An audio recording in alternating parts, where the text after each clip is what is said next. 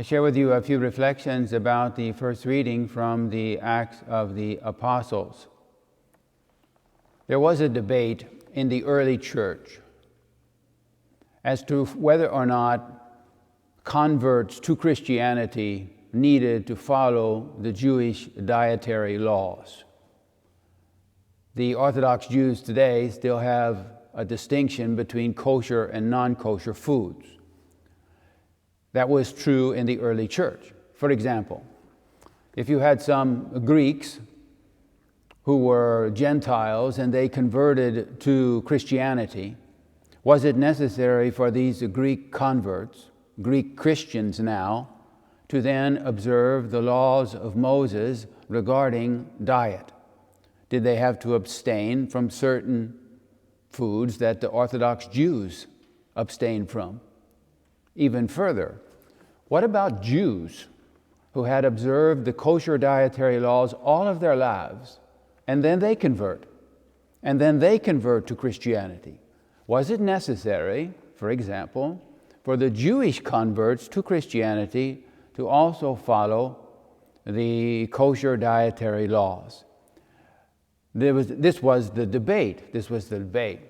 Also, it was prohibited for a Jewish person to enter into the house of a Gentile, of a non-Jew. It was prohibited. And especially to eat with them, because eating with a person is a certain sign of a friendship, a familiarity, kinship with that person. We still have this today. And so these were the issues that were being debated. Something happened to Peter which settled the question for him. He was in a town called Joppa. He has a vision, and he sees a huge white sheet come down from heaven. And in it are all the animals of the world, kosher animals and non-kosher animals. Kosher and non-kosher animals, birds, fish, all kinds of other animals. He sees them all come down. And God speaks to Peter. I heard a voice say to me, "Get up, Peter, slaughter and eat." So God is telling him to eat these animals, some of which are kosher, some of which are non-kosher, and he objects. And he says, "Certainly I will not eat, because nothing profane or unclean has ever entered my mouth."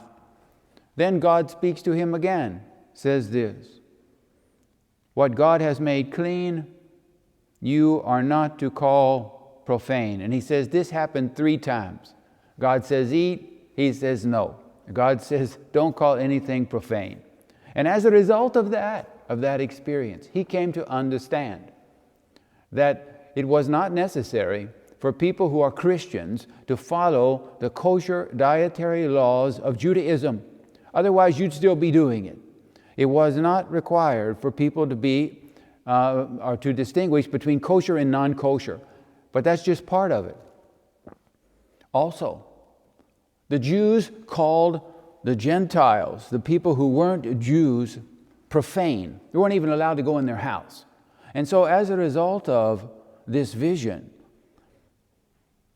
the distinction between kosher and non-kosher foods is erased, but the distinction between kosher and non-kosher people is erased as well.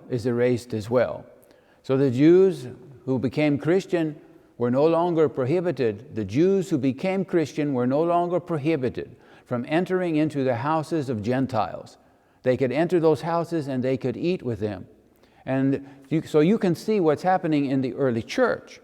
The Jewish converts, like all the apostles were Jews, they all convert. But they had all the laws, the Mosaic laws of Judaism, and the issue was whether you bring all that with you. Do you bring all that with you into Christianity? And as a result of this vision, the kosher dietary laws are abandoned, and no longer are they required. Otherwise, all of us would not be able to eat bacon. You would not be able to eat pork chop. You would not be able to eat like a shrimp or catfish. point I'm trying to make is you can see that some of the difficulties in the early church, when people were converting from these other religions to Christianity, what Jewish requirements were still levied upon the converts.